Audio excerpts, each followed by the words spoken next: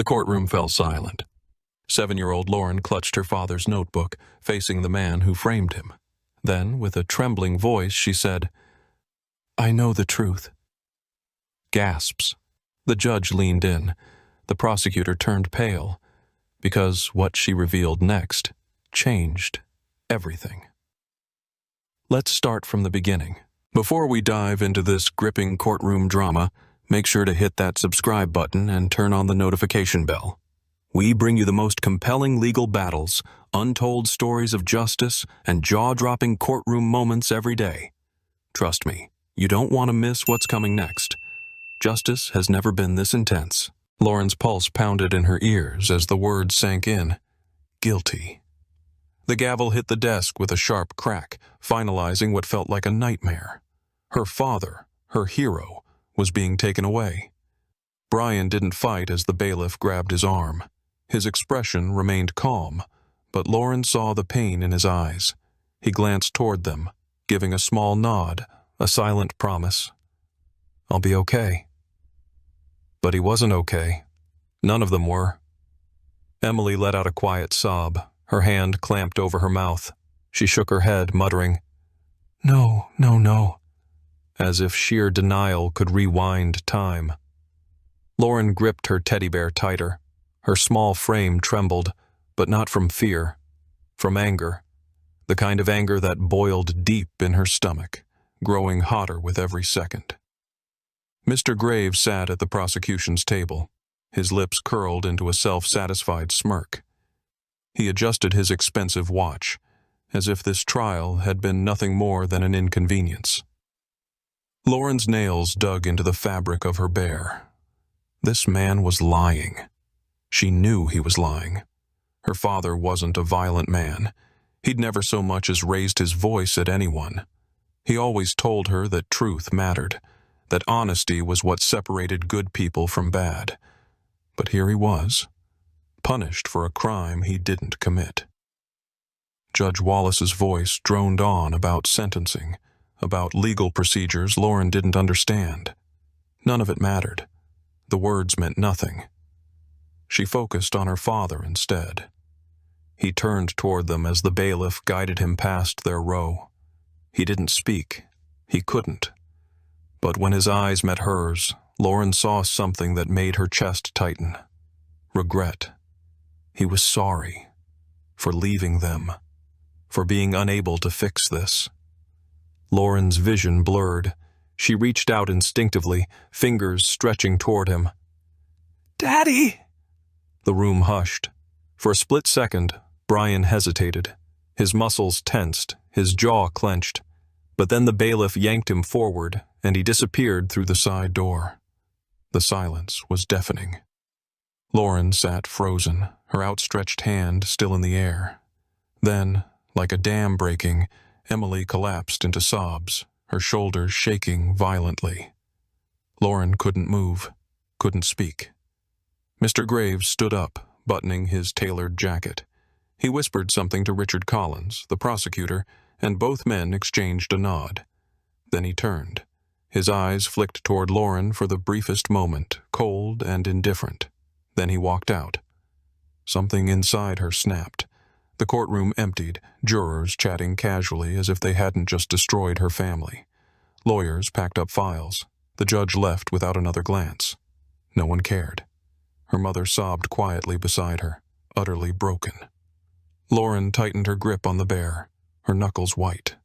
No, this wasn't over. She was only 7, small, weak, but she wasn't stupid. She had seen something that no one else had, and if no one else would fight for her father, she would.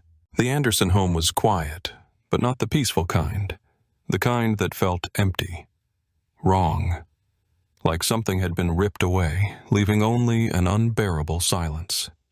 Brian was gone. The living room lights cast a dim glow over the couch where Emily sat, motionless, her hands clasped in her lap. She didn't blink, didn't move, just stared at the wall as if waiting for time to rewind, as if sheer willpower could bring him back. Lauren curled beside her, hugging her teddy bear so tight its stuffing felt like it might burst. Tears had dried on her cheeks, but the lump in her throat wouldn't go away. The trial kept replaying in her head like a broken record. The way the jury barely looked at Dad before deciding he was guilty. The sound of the gavel hitting the desk like a door slamming shut on their lives. And the worst part, Philip Graves's smirk, that awful, satisfied smirk, as if he had won something. Lauren's fists clenched around her bear. This wasn't how it was supposed to be. Her father should be here, sitting on his usual chair, laughing, talking, not in a jail cell. Lauren sniffled, blinking at the shadows stretching across the carpet. The world had turned upside down, but no one seemed to care. The judge, the jury, the prosecutor. They had all moved on like her father was just another case, just another file to be closed. But he wasn't. He was her dad, and he didn't do anything wrong. She had to do something. Carefully, she slid off the couch, her small feet barely making a sound against the hardwood floor. Emily didn't react. She was too lost in grief. Lauren tiptoed toward the study, her father's space. It still smelled like him. Like paper, coffee, and the faintest hint of cologne. His chair was pushed neatly under the desk, the way he always left it. A framed picture of their family sat next to his favorite pen. For a second, Lauren hesitated. She had never been allowed to go through his things. But rules didn't matter anymore. Not when her dad was in jail for something he didn't do. She pulled open the desk drawer.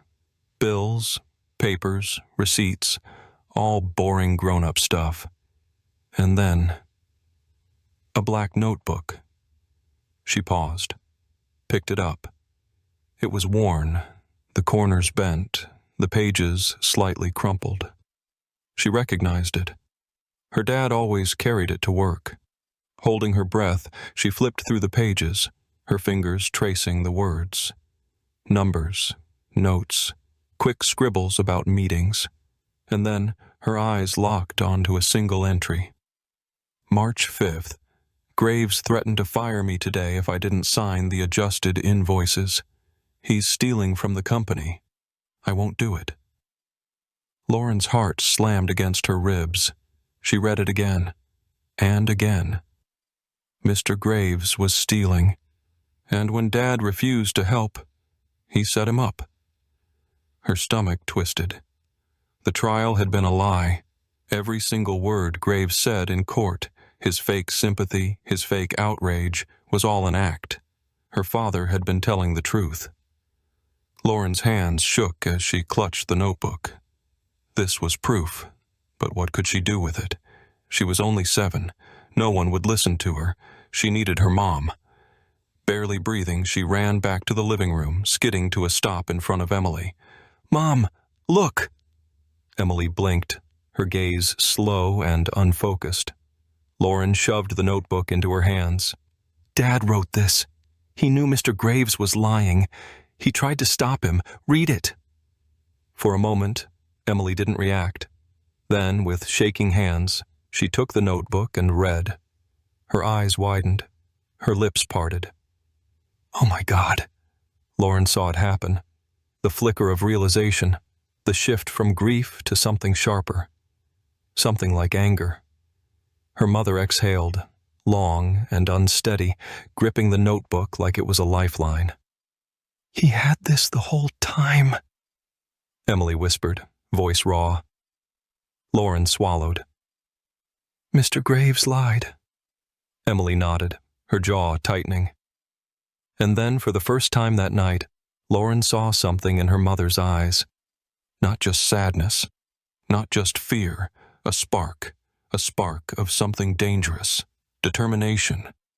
Lauren's grip tightened around her bear. Her father was innocent, and now they had proof. But how could a 7-year-old prove it? The morning air was crisp, but inside the Anderson home, the weight of what had to be done made it feel suffocating. Lauren sat at the kitchen table, staring at the black notebook in front of her. She traced her small fingers over the worn cover, her mind racing. She had a plan. It wasn't perfect. It wasn't safe. But it was the only way. Emily sat across from her, silent, her coffee untouched. Her face was still pale, her eyes dark with exhaustion, but there was something new in her expression. Determination. She had spent the night poring over the notebook, reading every word, every piece of evidence Brian had left behind. Now, there was no doubt. This wasn't just about freeing Brian. It was about bringing down Philip Graves. Lauren took a breath and met her mother's gaze. "We have to show this to someone." Emily exhaled shakily, nodding. "Mr. Mitchell."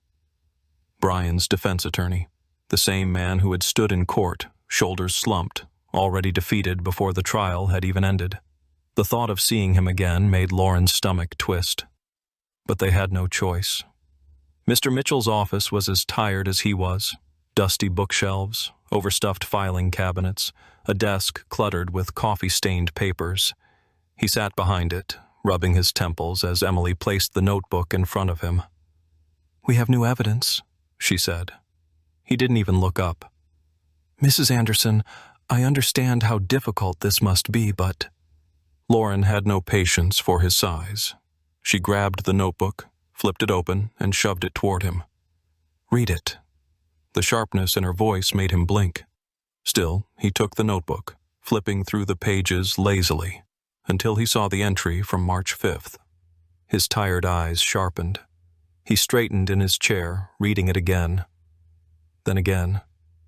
This changes everything," he murmured. Lauren leaned forward, her hands gripping the edge of his desk. "Then do something." Filing the appeal was the easy part. Winning it? That was another story. Philip Graves wasn't just a liar. He was powerful.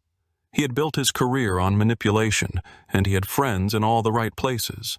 No one wanted to take him down, which meant that if they wanted justice, they needed something undeniable, something the court couldn't ignore. Lauren. The idea of testifying made her stomach turn. The courtroom was massive, full of people, full of adults who would judge her, who might not believe her. But what scared her more was the thought of doing nothing, of watching her father stay in prison because she was too afraid to speak. So, when the day of the appeal arrived, she stood in the cold hallway outside the courtroom, her hands clenched into fists. Emily knelt beside her. "You don't have to do this, sweetheart." Lauren lifted her chin. "Yes, I do." Emily hesitated, then squeezed her hand. "Just tell the truth." Lauren nodded, gripping the notebook so tight her fingers ached. Then, together, they stepped inside. The courtroom was packed. Reporters lined the back wall, their cameras flashing. Strangers whispered to each other, eyes darting toward the front of the room. And there he was, Philip Graves. He sat at the prosecution's table, calm, confident, like he had already won. He didn't even look at Lauren. Judge Wallace tapped his gavel. Order. The murmurs died down. Brian sat at the defense table, hands cuffed, his face unreadable. He wasn't allowed to speak, wasn't allowed to react. But Lauren saw the way his fingers curled into his palms. He was afraid. Not for himself. For her. She squared her shoulders and stepped forward. Her legs barely reached the floor as she sat in the witness chair. The notebook rested in her lap, heavier than it had ever felt. The room was silent. Then Judge Wallace turned to her. "Go ahead, young lady." Lauren swallowed, took a breath, and then, with all the courage in her tiny heart, she told the truth. Lauren's hands trembled as she clutched the black notebook, her voice barely above a whisper as she read her father's words aloud. March 5th. Graves threatened to fire me today if I didn't sign the adjusted invoices. He's stealing from the company. I won't do it." Her throat tightened, but she forced herself to keep going. The courtroom, so loud and intimidating moments ago, was now eerily silent. The sound of turning pages echoed as she flipped through entry after entry, reading her father's desperate attempts to resist corruption. She told them everything. How Mr. Graves had pressured her father into committing fraud. How, when Brian refused, he was fired on the spot. How, days later, the false accusations began. Graves twisting the story, fabricating evidence, manipulating the system. Lauren's voice wavered, but she didn't stop. She couldn't stop. This was her only chance. Her father sat frozen at the defense table, unable to speak, unable to move. His cuffs still clinked against the table, a cruel reminder of everything they had lost. But Lauren saw it, the spark in his eyes. Hope. Judge Wallace leaned forward, his lined face unreadable. The weight of the truth was settling in.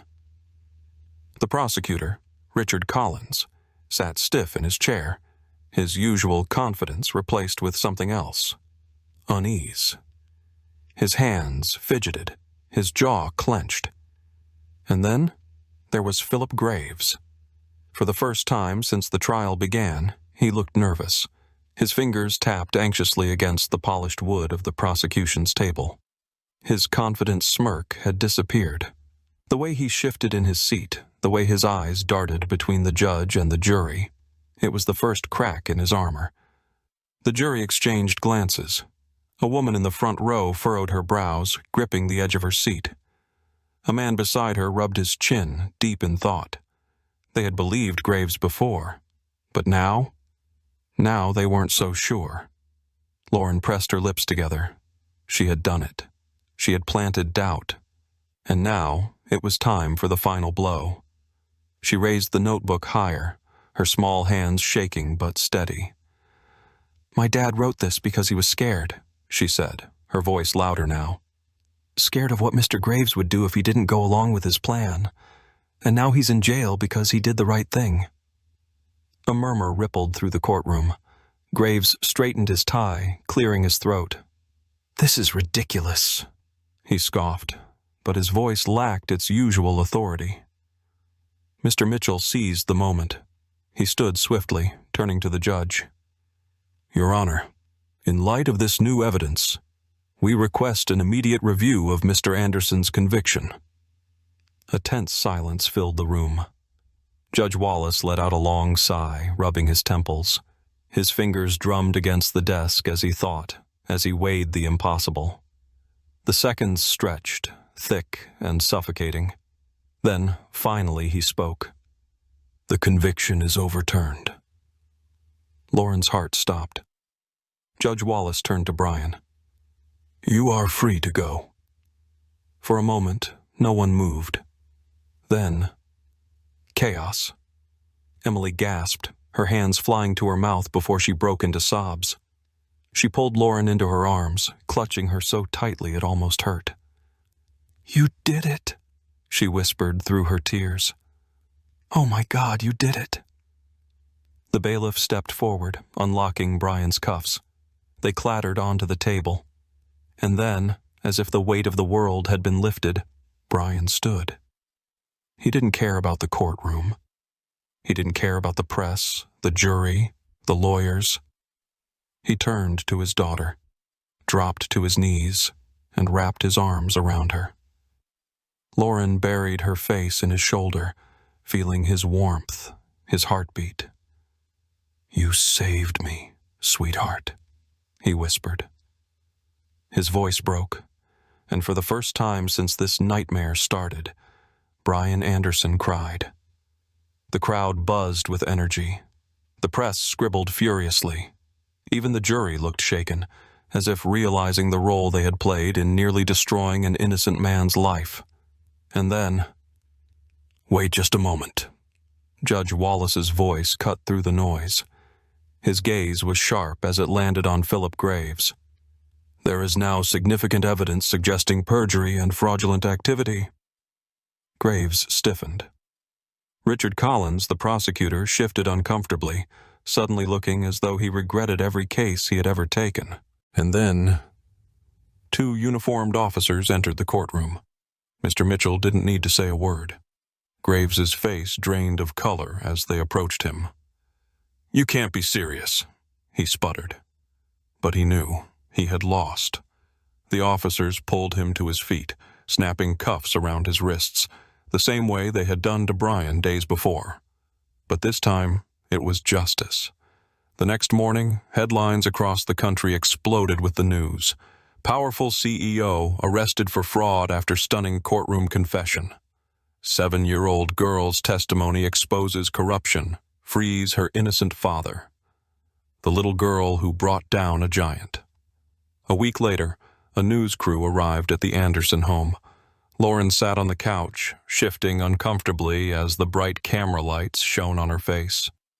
The reporter smiled warmly. "You're being called a hero, Lauren. People all over the country are inspired by what you did. How does it feel?" Lauren thought for a moment, then glanced at her father, who sat beside her. Free, smiling, home. She squeezed his hand. Then she looked at the camera and said, "I just told the truth." And in that moment, the world understood. Even the smallest voice could change everything. If you enjoyed this story, leave a like and let us know in the comments which courtroom drama or legal battle you'd like us to cover next. See you in the next video.